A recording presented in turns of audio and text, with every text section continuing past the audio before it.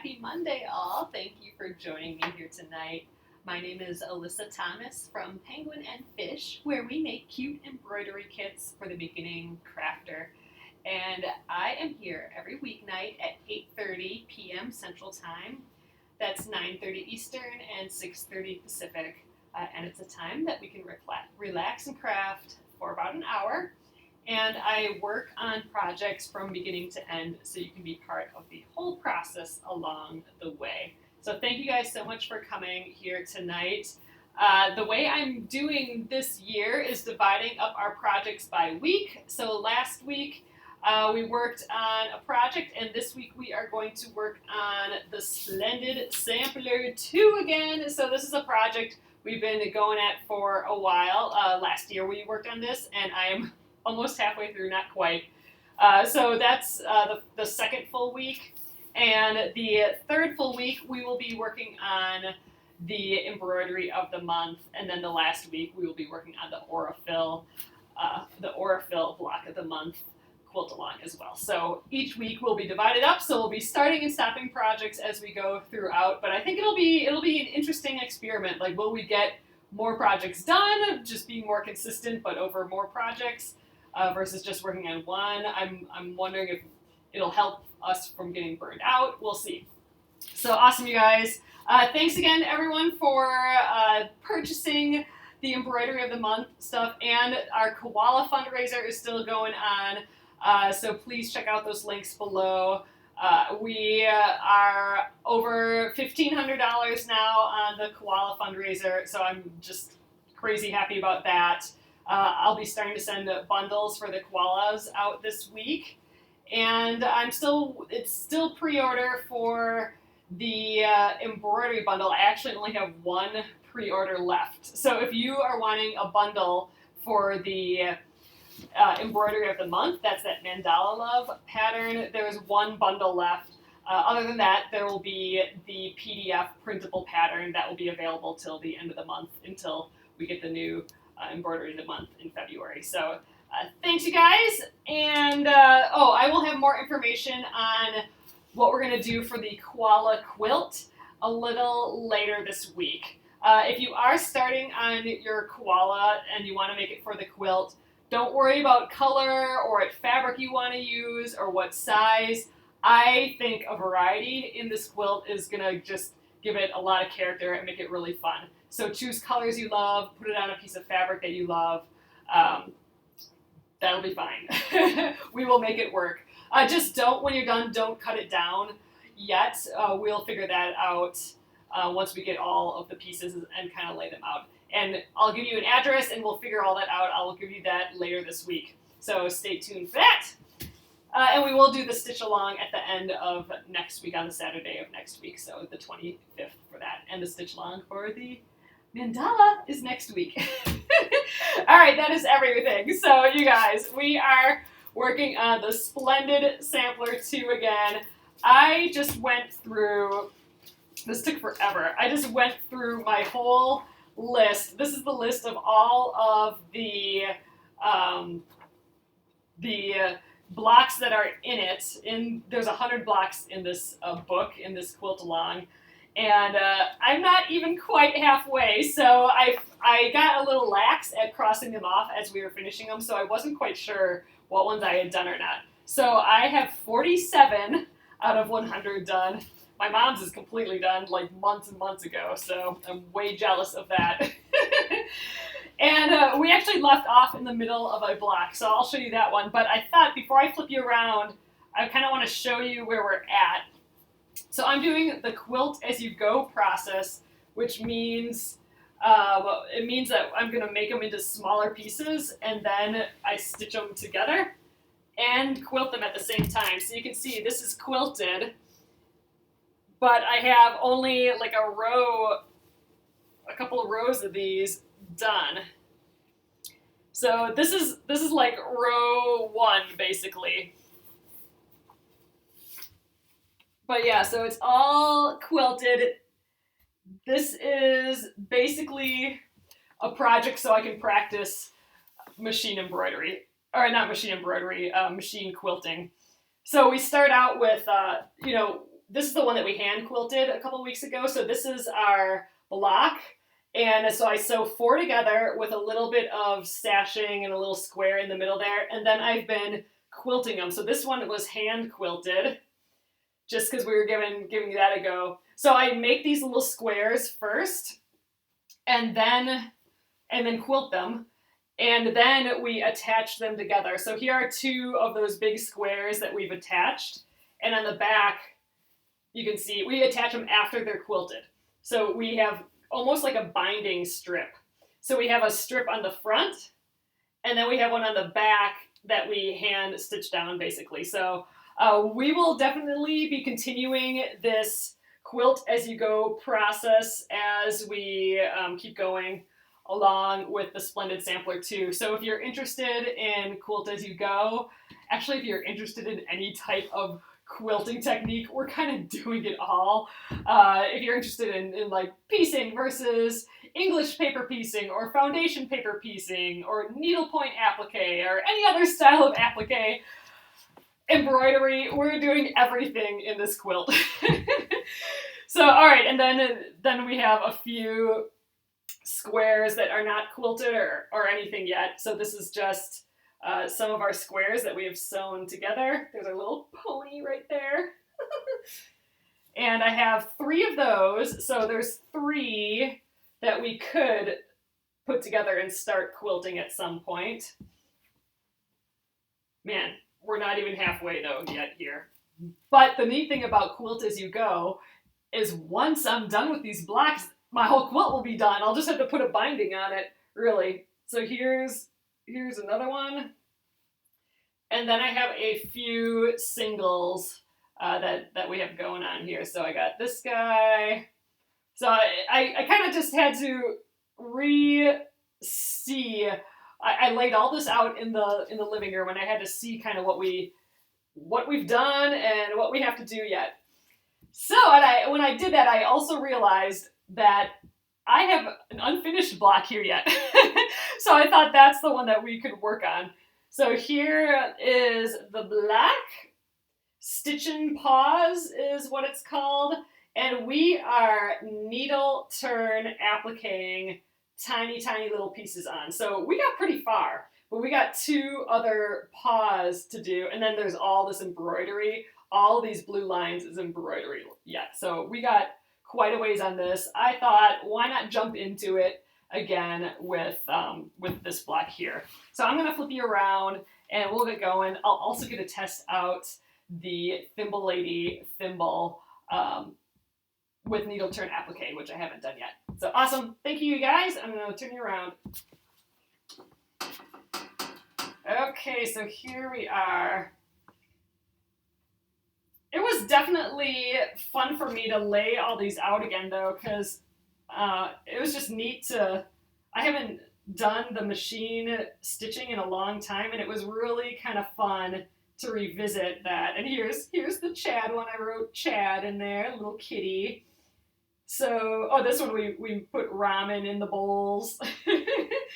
But it just got me excited about this project again. And you know what? We haven't worked on this project for months and months, really. It seems like. I guess we did some some hand quilting on this. But other than that, we have not done much with this quilt. So just the little break that we had is getting me excited to work on it again.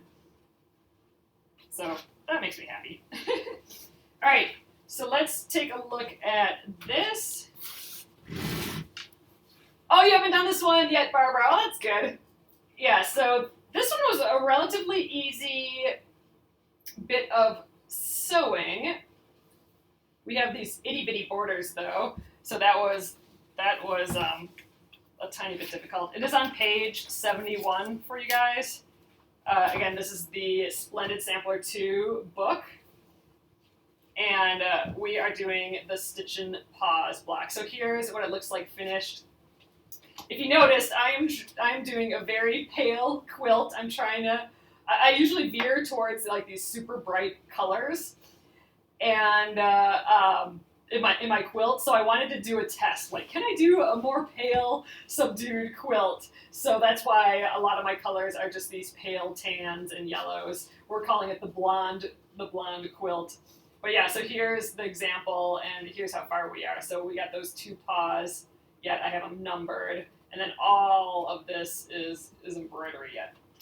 Oh, and look, I even stored the needle right in here. So we're ready to go.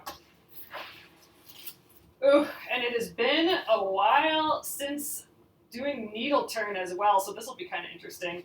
And we're regrouping on this project again. So luckily I've kept everything together, so it should be pretty clear. And I've labeled things really well. So I've labeled this piece of fabric number 2. If I look at this, it looks like I've labeled the paws as well. So we got number 2 and this is number 3. And I've also labeled all the little like toe nubbins and the little paw pad there. So let's move on to number 2 here, I guess. So here's the paw pad. I think I wrote it so that my number, when it's right side up, that's the direction it goes in. That makes sense. There we go. And 1, 2, 3, 4 goes 1, 2, 3, 4. So I've traced these from the template, but I do have to leave a good amount around. That's why I haven't just perfectly drawn the paw onto our fabric here. I need space around because we are going to flip that edge underneath. So let's start out. Let's start out with a larger piece. I think that might just be easier. So, all right, I'm going to grab my little scissors here. Sherry, it is the Aurifil block of the month is what we'll be doing. We'll be doing that in the last week of the month. So it's the Aurifil block of the month. And if you go to Aurifil, they do have a cross stitch club or something too. It's not that. It's the quilt block of the month. All right, so I'm just trimming this out. Not quite a 1/4 inch, but more than 1/8 of an inch. Do you think it would be okay to use sulky over the border seams? Oh, I think so for sure. If you wanted to use that sulky stick and stitch and put on here, you will be able to see your lines through it, so I think that'd be fine. It would give you a little bit more sturdiness while you stitch, because I'm not going to be putting this in a hoop, because I don't really have enough space around it once I do the embroidery. So I'll just be doing it without a hoop. So if you're using the sulky stick and stitch, then it'll make it sturdier, but it just you might want to tack it down maybe with a couple little stitches so it doesn't pop off. What doesn't, sorry Tracy, I didn't see the first part of what you're saying. What doesn't say the thread numbers for this project? Oh, for the Aurifil thing? Yeah, I'm not quite sure what they have planned for that yet. So, oh, but we will find out this week. So this week, I believe the 15th, which is Wednesday, is the first block for the Aurifil block of the month. The first block will be released. And I'm expecting at that point that we'll get a little bit more information about the quilt-along. So I know that it's a block a month. That's pretty much what I know. So I'm hoping that at that point it tells thread colors and what to expect and all that, because I haven't seen anything on that yet either, on how that's planned out. Okay, jeez, I am just trying to remember how to do this now. So I am going to get my little applique pins here. So applique pins are just itsy bitsy pins. If you want to compare, here's my other pin, my normal sewing pins. Applique pins are just itty bitty, so I don't stab myself, which I may do anyway. So where I'm going to start is I am just going to try and line up my blue line on my applique piece with the blue line on the background piece. Just kind of peeking underneath.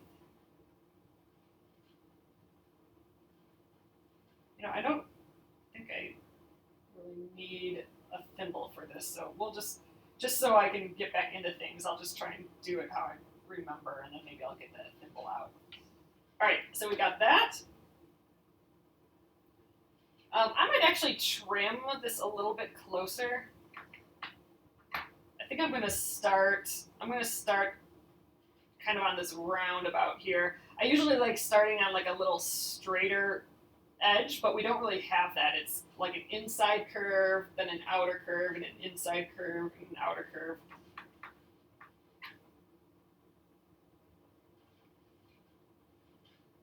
Jennifer, are you staying safe over by you?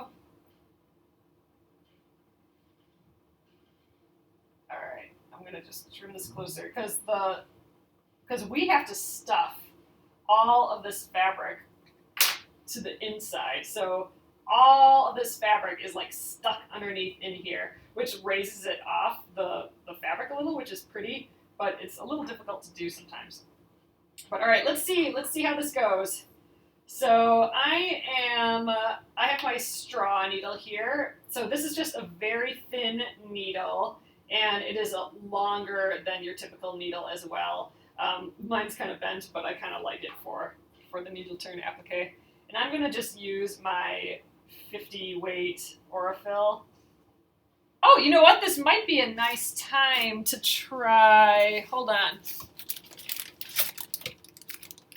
So I got from the thimble lady. So this is where I got my thimble. I'll show you guys that too. Oh, you'll be interested, Robin, if I like the thimble for applique. Well, why don't I get it on? It's kind of like jewelry. So here's my little thimble lady thimble.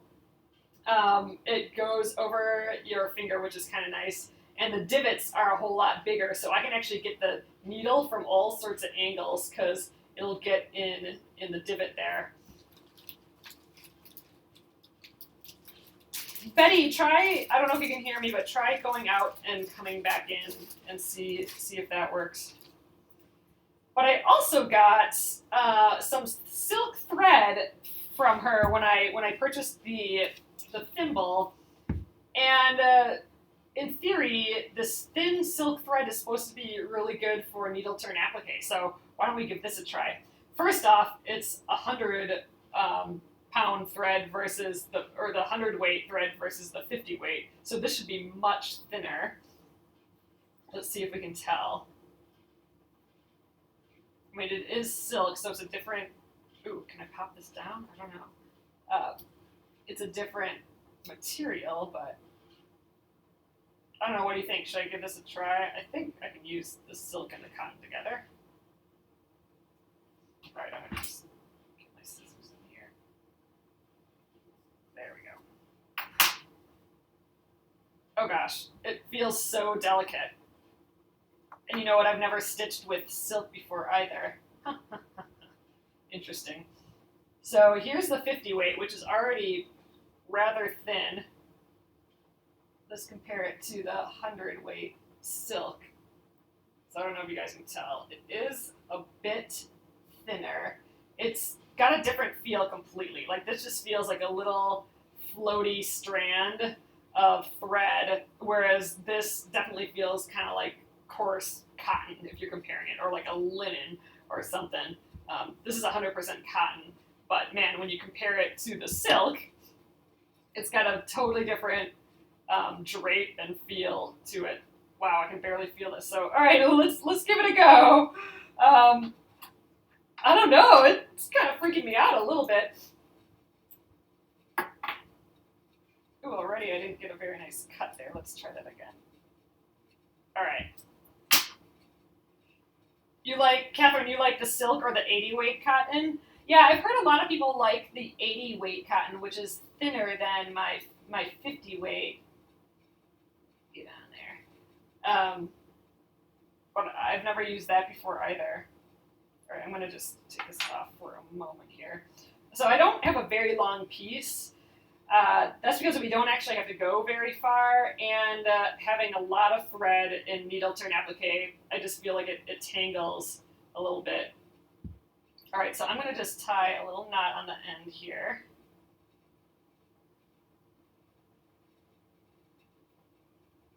Done. See, I am not quite sure. All I've heard is it's great for Needleturn applique. That's all I know about silk. Okay, so Robin says that's all she uses is silk. You've tried them all, but silk it is. Huh. Condition it and it'll be much better. Oh, so with beeswax or something. Maybe I have some of that on hand. Let's see. My go-to craft kit. Let's give it a go. I do have some old little beeswax stuff in here. So just run it across here, I guess. So this might make it feel a little bit more stiff, like the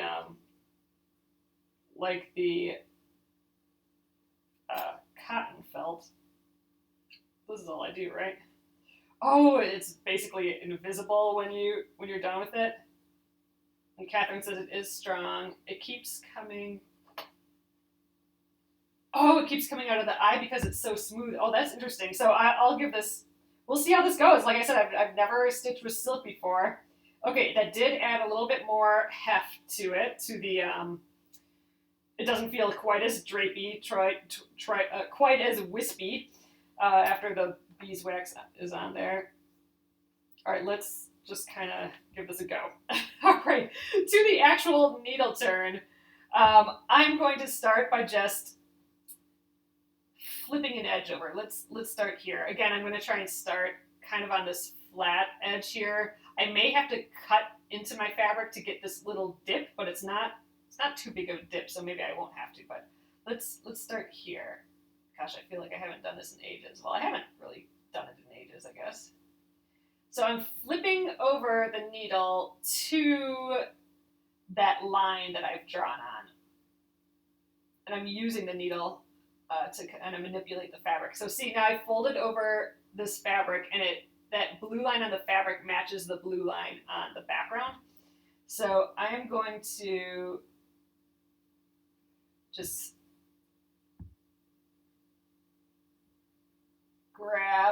go from the back, and I'm just going to grab that little edge of the fabric, of the applique piece, just the tiny, tiny edge. Oh, yeah, I could tie a knot at the, let's do this first. I'm going to go around this one more time just to kind of lock it in place, and then I can let go for a second here. Oops, okay. So I'm going through the back and the front. I haven't used the thimble yet because, I mean, I guess, yeah, we'll figure out the thimble, how that ties into this yet. But I can, so some people have told me to do this, and I've never really done this, but you can actually tie the end to the needle, and maybe that is something to give a go more often, especially with this super thin thread that will still go through. So I don't know, I'm going to tie a little knot here. Have you guys ever done this before? This just feels weird to me. Like I feel like I'm making a bulky thing to have to pull through, but really this thread is so thin that maybe this works. Let's give it a go. That's kind of neat. All right.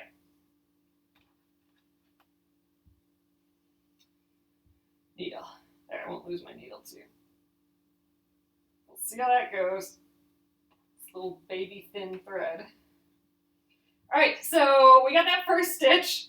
Now I'm going to just kind of gradually go around, and I'm going to tuck under the next little area. I'm going to go into the back fabric and then come up about, gosh, I'm not even an 1/8 inch away, and I'm just going to grab the edge of that fabric there. Oh, you've had to tie the thread to the needle too, Linda? Yeah, it's interesting. I've never done that before. So that'll be kind of, I mean, it's working so far. All right, so this is kind of a lot of bulk that I'm trying to fit in here but I think I can do it. You can always trim some out, and we will as we get going on the little tiny toes for sure. But I feel like I'm warming up still. This is one of those things. Do you guys feel like this? If you've needle turned applique, I feel like I need like that 20-minute warm up before I get very far. I'm not using the thimble at all. It's jewelry right now. I'll do. Like I said, I need a warm up, and then we'll try the gadgets. So I'm just taking that next piece and flipping it on there, just tucking it in there.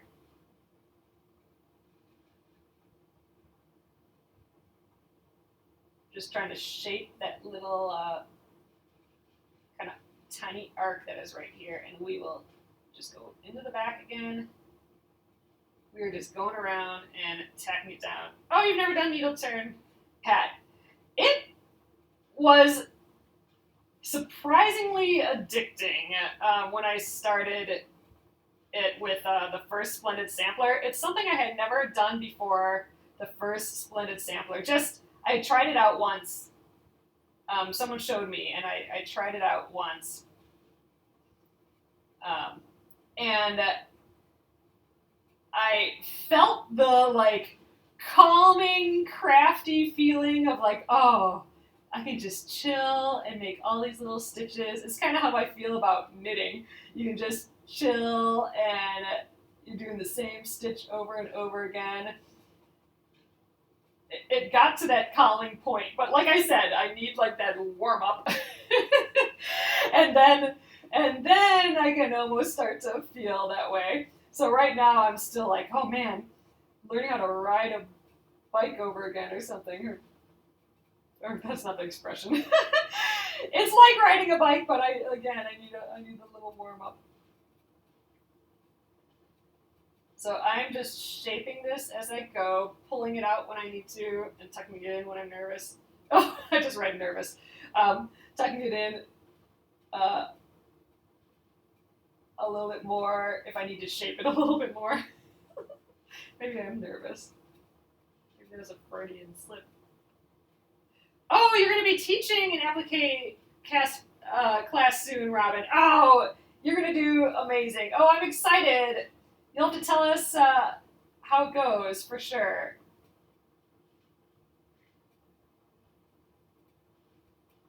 Maybe you can see, like, if I'm having any problems here, like, why isn't she just doing this or that? That'd be a good thing. That'd be a good thing to teach.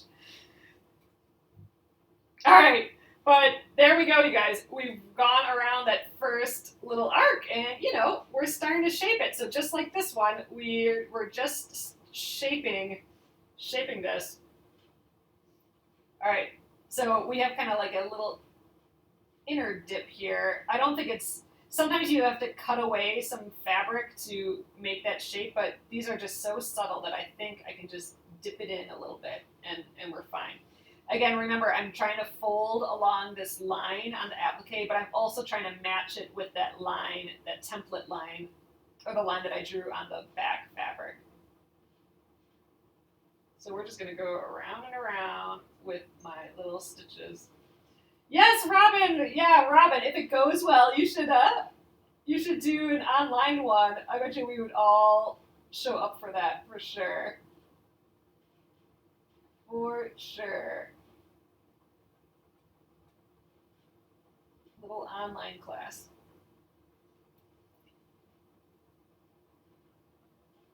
All right, we're coming along. Now we got this kind of pretty tight curve again, so I'm going to kind of go and stuff everything in underneath as best I can. They're kind of like that, but I've tucked a little too much, perhaps, so I'm going to pull a little bit out with the tip of my needle. There we go, until I see the blue line again. And there we go. Then I'm going to quick tack it all down before I move my thumb away. Okay, and that tying the knot at the needle is really, really working. I'm not having to worry about that coming off at all. Although I think my needle Oh yeah? Oops. I'm gonna jinx myself. It was kind of getting a little less tight against the eye. All right, I'm very much not using my thimble if you've noticed. But let's give it a go now. I've had a little bit of a warm up. Now let's give it a go. All right. I kind of don't feel like I need the thimble because I'm not. It's not like hand quilting where it takes a lot more to push it through all the layers of fabric. I'm just going through a couple tiny layers. But I suppose getting in the habit of using the thimble probably isn't a bad idea, because like if I was doing, 20 hours on this or something, like so here I would just kind of use my thimble there, I suppose. It'd be a lot on the hands after a while. It'd be a lot. So any little tool to help. So I'm trying to learn how to use the thimble better, and I'm just trying to get in the habit of using it. Oh, I did do some hand quilting over the weekend. I don't have it near me, but I'll have to show you guys that tomorrow. I'm working on that.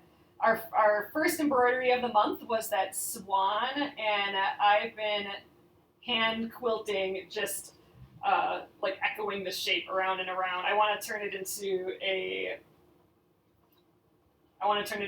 like a little pouch, zipper pouch, eventually here. I have seen people do Needleturn applique just right on the table like this too, and so this might be something to practice as well. So I know they've just been like putting their hand on here and then shaping it, and then just in and out. And I suppose the thimble would come in handy there. Grab a little too much. Maybe, I don't know. Actually, this is quite a lot easier on the hands, just having it on a flat surface. Oh, Sue, you saw my Instagram post of it. Yeah, so it was going. I was either staying up a whole lot later than I thought, or it's going faster than I thought to do the hand quilting. So that was kind of fun. That was just relaxing. I feel like I did something relaxing for a little bit of time in the evening, and that felt really good. All right, I kind of like this on a flat surface way of doing this. Gosh, I think I need to pick it up again, though, to do this corner. I have like this is the last tight curve. Yeah, Robin, I would love to hear how your class goes. And so what do? Do you usually hold on to it, or do you do it like this and do it on a table, stitch on a table like this? Curious. If there's any other Needleturn applique gurus out there. Oh, this shape is coming along though. Look at it, it's looking like the little paw pad here. This is a good one to warm up with because, I mean, there are some kind of tight curves, but the inside curves are pretty gradual. Oh, you hold it, Robin? Gretchen, you hold it as well? Yeah, I'm just trying both ways. I mean, my natural instinct is to hold it because, I mean, I guess I'm used to that with all other crafts. But there's something nice of the support of the table, and then everything stays flat too. I'm not like bunching up everything in theory. Don't know. It'd be good to be good at both, I suppose, and there's different reasons you do this. I mean, if I was appliquing in the middle of a super large quilt, like let's say I have a whole quilt that's being appliqued with tiny little bits. If I'm working on some crazy project like that, I suppose that's what this is. But let's say I don't have this little piece that I can hold. I suppose in that case, doing it on a flat surface like this might be the only way you could accomplish it. Like, because this would be your lap and you wouldn't have access to grab onto the whole thing. So that'd be a good reason to at least have given it a go this way, to know that it's an option. But yeah, I'm going to hold it again. I feel like I need to see my edge a little bit better. Tuck that in a little bit better. You hold it too. It sounds like everyone holds it. That's interesting. Yeah, like I'm just stuffing it under, and I couldn't see enough of these shapes, and now I see that I need to work on them a bit more.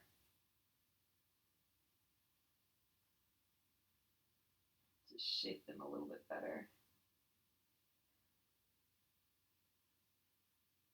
Kind of a little pokey. That happens if I'm not gradual enough. Like if I put a little fold in like that, I can avoid that by just going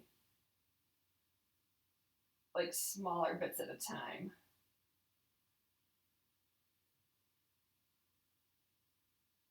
With the needle. And that'll give you a better like arch shape. All right, let's get a stitch in here. I need to hold this down. Here, I'll get the thimble going.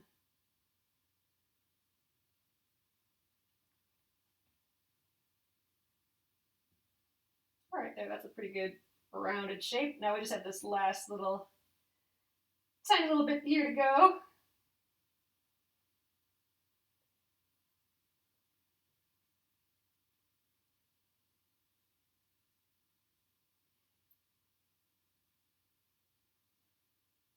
Yeah, I'm curious. It would be like I'm just envisioning that reason that I would have to do it on the table, and it would be if I'm like doing some applique in the middle of a huge quilt for some reason. Like I don't know if you guys remember that storybook quilts, that book that I showed you. That, for example, I bet you she can't hold every single piece because that's a whole quilt that has tiny, tiny, tiny applique like this.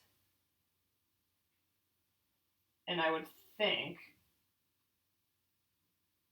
you wouldn't be able to hold it very well.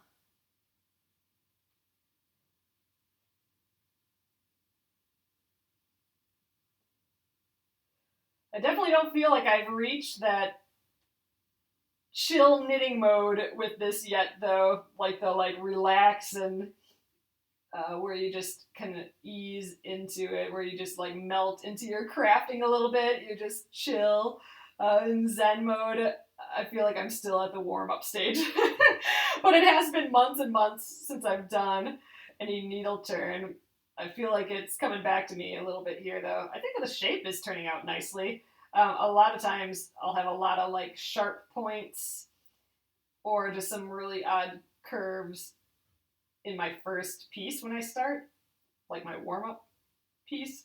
That's why I wanted to do this bigger piece, if you can call it big, just because it seemed like it would be a little bit more forgiving than these tiny pieces with these sharp little edges.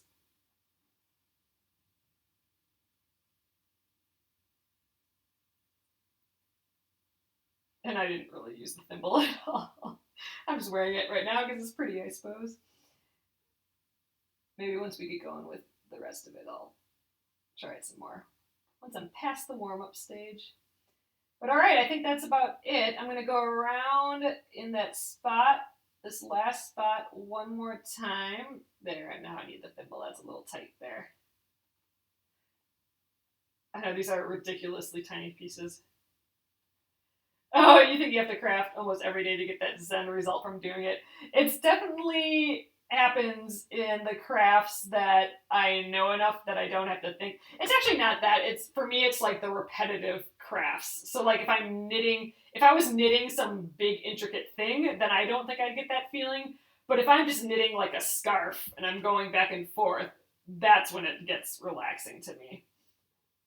Where I don't have to make any creative decision at all and I don't have to concentrate. I just have to like count.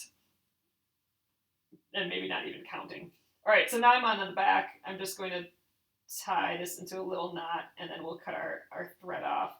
So we didn't didn't hardly use it. I think tying it to the end, that was a great idea because I know from the past, I definitely have my thread come out of the needle of the eye a whole lot. So that didn't happen at all with tying it down. So that was kind of exciting. Hey, Katie, thanks for joining us. Katie says it's her first time watching. All right, so didn't really use that guy much, but I might as I keep going here. All right, I'm gonna trim that off, and now I'm gonna also trim this knot off that we tied at the end here. All right, get that little thread, and let's take a look. It took us like 45 minutes to do that little itty bitty piece there. I just think that's how long it took for all of these pieces. But I don't think that looks half bad. Like our shapes look pretty good. I mean, especially, you know, compared to some of these other places where it's getting kind of bloopy. Actually, these aren't all that bad. In the first Splendid Sampler, when I first started doing a Needleturn applique, there was a lot going on that was pretty poor, but I do have some tricks now, and we'll get to some of those tricks with these paws when I get around these curves here, and maybe, well, and we did with some of these points. So right now all we have left is these curves. So that's good. So you guys, I think, well, we're going to be working on this for the rest of the week here, most likely, this block. So we will get a lot of practice in these tiny baby Needleturn appliques. I was thinking we could maybe stop for the evening, but I think I'm going to cut out this first one and at least get it tacked on there, and then we'll be ready to go for tomorrow yet. I'm using this really pretty batik fabric for this, so it's the same on both sides, really. All right. So 1, 2, 3, 4 are the little pads here, and I just did it in order. So this is 1. They are not actually the same. They're close, but not quite. So I'm going to cut around again with just, I guess it's about 3/16 of an inch, a little over an eighth.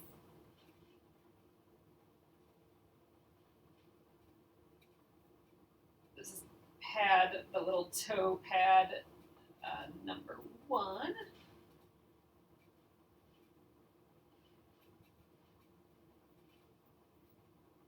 All right, so again, first thing is we want to line up as best we can our line on our applique piece with our lines on the back.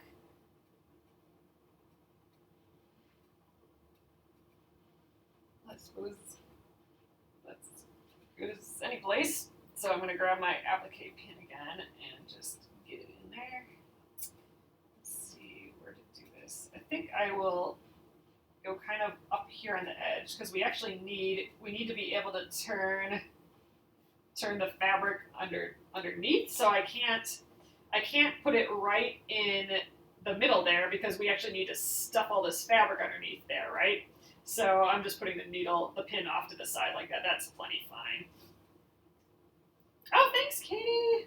I appreciate it. All right. I kind of want to just keep going a little bit here. I don't think we'll finish it, but we can at least see where we get, I suppose. So let's get some thread off of here again. I think I'm going to trim the thread first. So this is that silk thread again, kind of giving it a go for the first time here. Oh, here are my little tiny pins here. These are from Clover. I don't think I put these on my products used list underneath here, but if you just do Clover, like CLOVER applique pins, it's probably like a little tiny pack of 100 or something, or 50, I don't know. My guess is 100. And then the silk thread I don't have on that list either, but this is from the Thimble Lady. I think she was having a sale on her silk thread, but I'm sure you can it's 100-pound silk thread. I'm sure it's out there somewhere else too if you Google it. All right, let's Try and thread this tiny straw needle again here. Ooh, this silk frays quite a bit. Oh, I'm gonna have to get a better cut. So I always try and get a nice clean cut before I thread it. And I'm doing that threading method where I pinch the thread in between my fingers and then I release a tiny hair and you can just see the thread end, and then I lay the eye of the needle on top of it. And then as I unpinch, it kind of continues on through. So there we go. All right, I'm going to tie a knot in the end here. Oh gosh, this feels, let's do that conditioning thing again. So I'm gonna run it through the beeswax a little bit. Now I rarely do this. Everyone says to do it, but I just don't. But in this case, this is so light and airy and fluffy, like it's just going to unravel away and be nothing, be like air, that I think running it through the beeswax, it actually makes it feel more like thread, more like hefty. So I think in our case, that's probably a good idea. So I'm going to tie a little knot in here again. I'm sure there's a better way to do that. And I am going to tie that knot on the top here again. I suppose there's an easy way to do this too, but I'm going to just tie it like I did last time, like a little loops around there.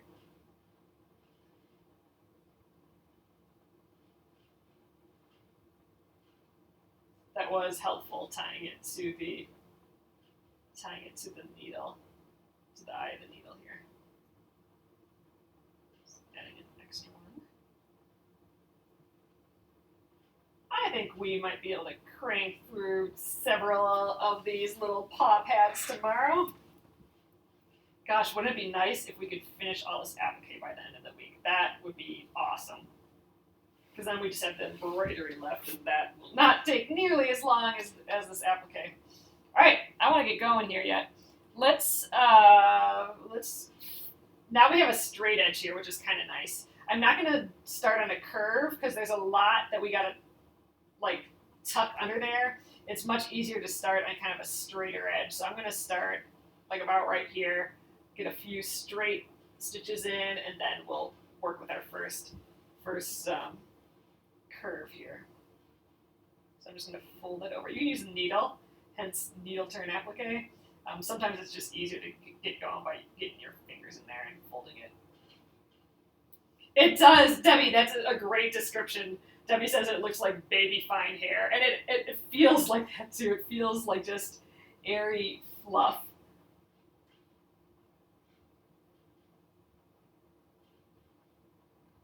All right, so I'm coming up from the back and getting just that little edge. Oh, nice, Leslie, that's exciting. We're going to have a big week of embroidery next week, that is for sure. So next week we'll be stitching our Mandala Love pattern. So that's the embroidery of the month. Oh, and like I said, there's only one bundle left as I started this. I don't know if it's still there in the shop, and that's still the pre-order bundle. So our pre-orders are sold out as well. Our other orders, I want my thimble again. Our other order, first order, got sold out in just over 2 days, like 2 days in a morning. So we had them on pre-order, but now all the pre-orders, minus that one, are sold out too. Oh, sometimes you put a tiny knot right in the eye of the needle to keep in the eye of the needle.